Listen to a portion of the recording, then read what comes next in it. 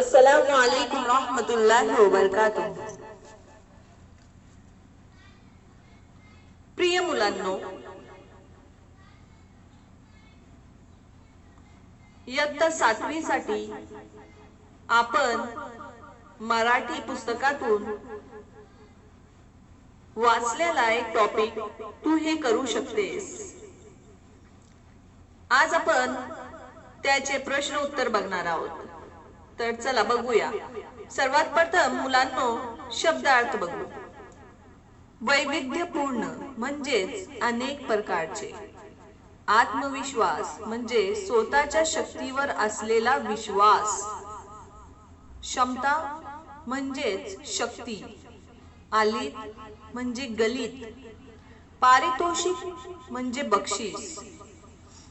रंगसंगती एकामेकांना पूरक असलेले रंग एकत्र येणे. मेहनती म्हणजेच कष्टाळू. चिकाटी म्हणजे जिद्द, निरंतर, नेहमी. पारंपरिक म्हणजेच परंपरागत जुनी पद्धत.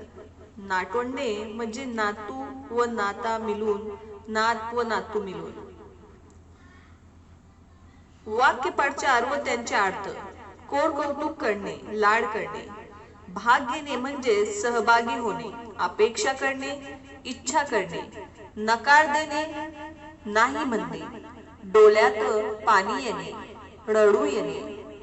विसंबून राहणे, इतरांवर अवलंबून असणे. नवल वाटणे, आश्चर्य वाटणे.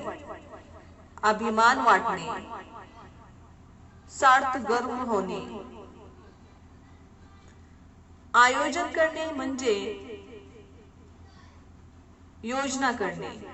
नंबर काढणे म्हणजे स्पर्धात क्रमांक मिळवणे. सराव करणे, पुन्हा पुन्हा करणे, अभ्यास करणे. डोक्यावरून हात फिरवणे म्हणजे माया करणे. सज्ज होणे, तयार होणे. माफ करणे म्हणजेच क्षमा करणे.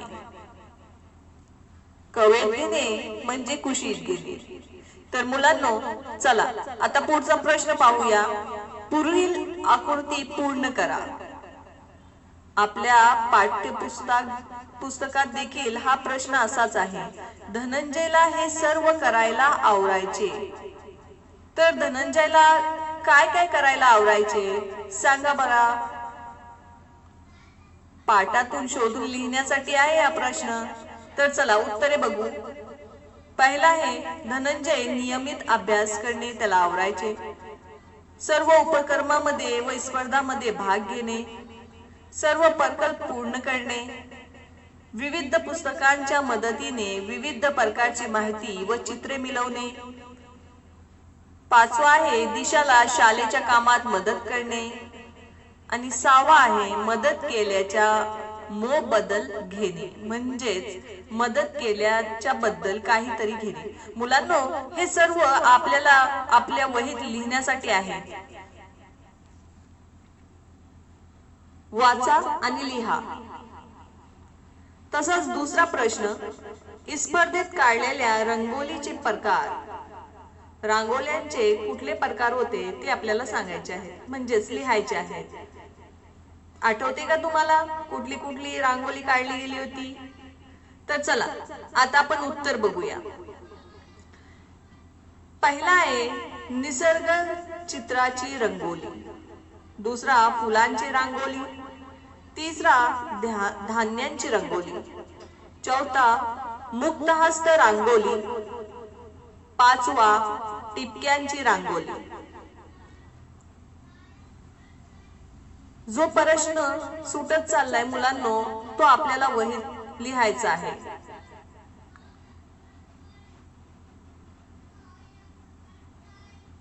प्रश्न क्रमांक 1 दिशा व धनंजय आनंदात का होती सांगा बघा. कोणाला उत्तर येत आहे. दिशा आणि धनंजय आनंदात का होती. अगदी बरोबर, कारण त्यांची आजी गावाहून येणार होती. दुसरा प्रश्न आजी आपल्या नातवंडासाठी काय काय करीत असते. तुमची आजी करते ना, काय काय करते सांगा. आजी आपल्या नातवंडांसाठी घरी बनवलेला खाऊ व शेतातली फळे घेऊन यायची. तसेच त्यांना आवडणारे पदार्थ स्वतः बनवून आणायची व त्यांचे खूप लाड करायची. आजीने दिशाला कोणता सल्ला दिला? तर उत्तर आहे, दुसऱ्यांवर विसंबून राहू नये. स्वतःची कामे स्वतः केलीस तर तुझ्यात आत्मविश्वास येईल. आपल्या क्षमतांवर विश्वास ठेवला पाहिजे असा सल्ला आजीने दिशाला दिला. मुलांनो, पहा आणि लिहून घ्या. चौथा प्रश्न आहे, धनंजयला स्वतःची चूक जाणवल्यावर त्यांनी काय ठरवले? तर धनंजयने स्वतःची चूक जाणवल्यावर त्याने दिशाशी माफी मागितली. यापुढे मोबदल न घेता सर्वांना निरपेक्ष मदत करण्याचे धनंजयने ठरवले. चला आता पुढचा प्रश्न कुठला आहे ते बघू. प्रश्न क्रमांक 3, केव्हा ते लिहा. दिशा रांगोळीच्या स्पर्धासाठी सज्ज झाली. म्हणजेच दिशा कधी तयार झाली? आजीच्या सांगण्यानुसार दिशाने सतत रांगोळी काढण्याचा सराव केला व तिच्यात आत्मविश्वास आला तेव्हा दिशा रंगोली स्पर्धासाठी सज्ज झाली. धनंजयला स्वतःची चूक जाणवली केव्हा? धनंजय दिशाला टिपक्यांची रांगोळी शिकवण्यासाठी विचारले. दिशाने बदल्यात तू मला काय देणार असा प्रश्न केला. तेव्हा धनंजयला स्वतःची चूक जाणवली. आणि प्रश्न क्रमांक 3 आहे, आजीने दोन्ही नातवंडांना कवेत घेतले. तर कधी घेतले? दिशामध्ये आत्मविश्वास आला व धनंजयला आपली चूक कळली. त्याने यापुढे दुसऱ्यांची मदत करण्याचे ठरवले. तेव्हा दोघांचे बोलणे ऐकून आजीने नातवंडांना कवेत घेतले. मुलांनो, पहा आणि आपल्या वहीत लिहून घ्या.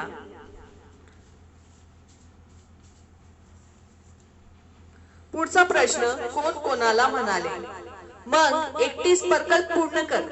सांगा बघू, असा कोण म्हणालं होतं? अगदी बरोबर, धनंजय म्हणाला होता दिशाला. दुसरा प्रश्न आहे, तुलाही तुझ्यातील क्षमतांवर विश्वास ठेवायला पाहिजे. आजीने दिशाला म्हणाली. आणि तिसरा आहे, यापुढे मी काही असं वागणार नाही आणि सगळ्यांची मदत करीन. धनंजयने दिशाला म्हणाले. आणि चौथा आहे, तुझ्यात नव शिकण्याची चिकाटी आहे. आजी दिशाला म्हणाली. आणि पाचवा आहे, पण त्या बदल्यात तुम्हाला काय देणार? शेवटी दिशा धनंजयला म्हणाली.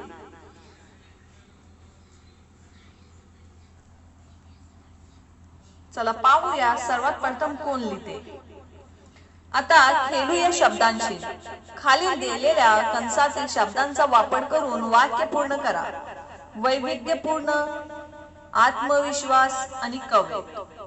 तर प्रश्न पाहूया. स्वतःची कामे स्वतः केल्यास आपल्या टिंब टिंब टिंब येतात. काय येतात हो? वैविध्यपूर्ण, आत्मविश्वास किंवा कवेत? लहान बालाच्या बाललीला पाहून आईने बालाला टिंब टिंब टिंब घेतले. तिसरा आहे, आमच्या शाळेत टिंब टिंब टिंब उपक्रम चालतात. तर मुलांनो, उत्तर तर तुम्हाला सापडलंच असेल नक्कीच. तरी सुद्धा आपण उत्तर बघूया. स्वतःची कामे स्वतः केल्यास आपल्यात आत्मविश्वास येतो. दुसरा आहे, लहान बालाच्या बाललीला पाहून आईने बालाला कवेत घेतले. आणि तिसरा आहे, आमच्या शाळेत वैविध्यपूर्ण उपक्रम चालतात.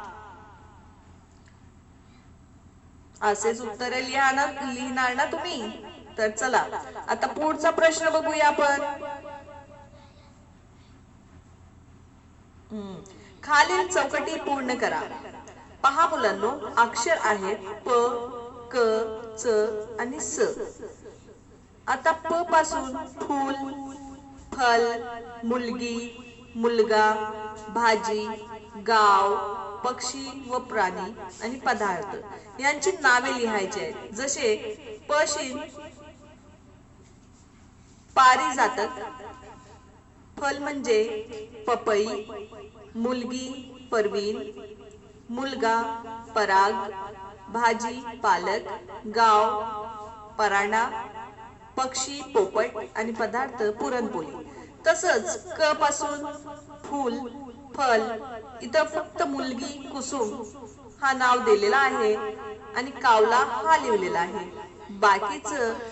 बाकीच्या रिकाम्या चौकटी आपल्याला पूर्ण करायच्या आहेत. तर बघा मुलांना, क कमल,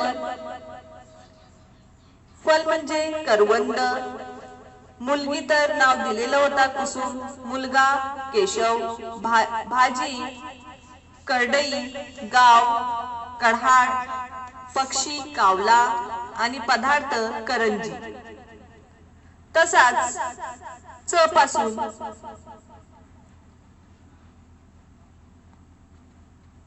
पासून फूल म्हणजेच चमेली, फल चिकू, मुलगी चारुलता, मुलगा चंद्रकांत, भाजी चुका, गाव चिंचवड, पक्षी चिमणी आणि पदार्थ चकली.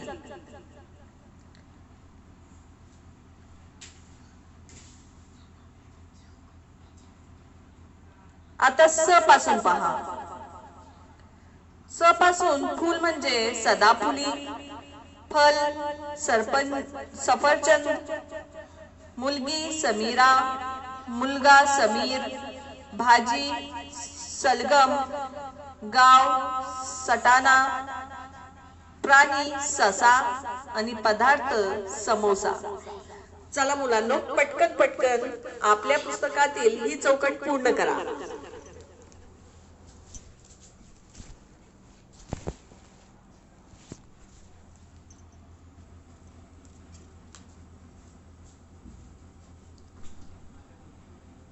लवकरच आपण भेटू पुढच्या व्हिडिओतला एक नवीन पाठासह. तर चला खेळ खेळूया. आता शेवटी प चा शब्दपंखा पूर्ण करा. मुलांना पहा, 1 2 3 4 5 आणि 7 शब्द तुम्हाला लिहायचे आहेत जे प पासून सुरू होणार आहेत. सप्त सुरांतील 5वा स्वर हा 1 नंबर वरती लिहायचा आहे. तसाच आकाशात पंखांच्या सहाय्याने उडणारे कोण रे मुलांनो? अगदी बरोबर, पक्षी. आणि वाड्याचा एक समानार्थी शब्द म्हणजेच मुलग्याचं नावही येतो तो पवन. तर चला उत्तरे बघूया. सप्त सुरांतील 5वा स्वर म्हणजे प. आकाशात पंखांच्या साहाय्याने उडणारे म्हणजेच पक्षी. आणि तिसरा वाड्याचा एक समानार्थी शब्द म्हणजे पवन, पवन. आणि चौथा कुटुंबाला असेही म्हणतात परिवार, परिवार. आणि 5वा यामध्ये पीठ मळले जाते म्हणजेच परात, परात. आणि 6वा संदेश वाहनाचे एक साधन म्हणजेच पत्र. आणि वर्णमालेतील 21 अक्षर प. तर मुलांनो, स्वाध्याय संपलेला आहे. आपल्याला पाहायचं आहे, वाचायचं आहे आणि लिहायचं आहे. जर आपण आपल्या चॅनलला जर सबस्क्राइब नाही केलेला असेल तर पहिले सबस्क्राइब करा. त्याचबरोबर शेअर पण करा आणि लाईकही करा. आणि आपल्या मित्रांना शेअर करायला विसरू नका. भेटूया पुढच्या व्हिडिओत.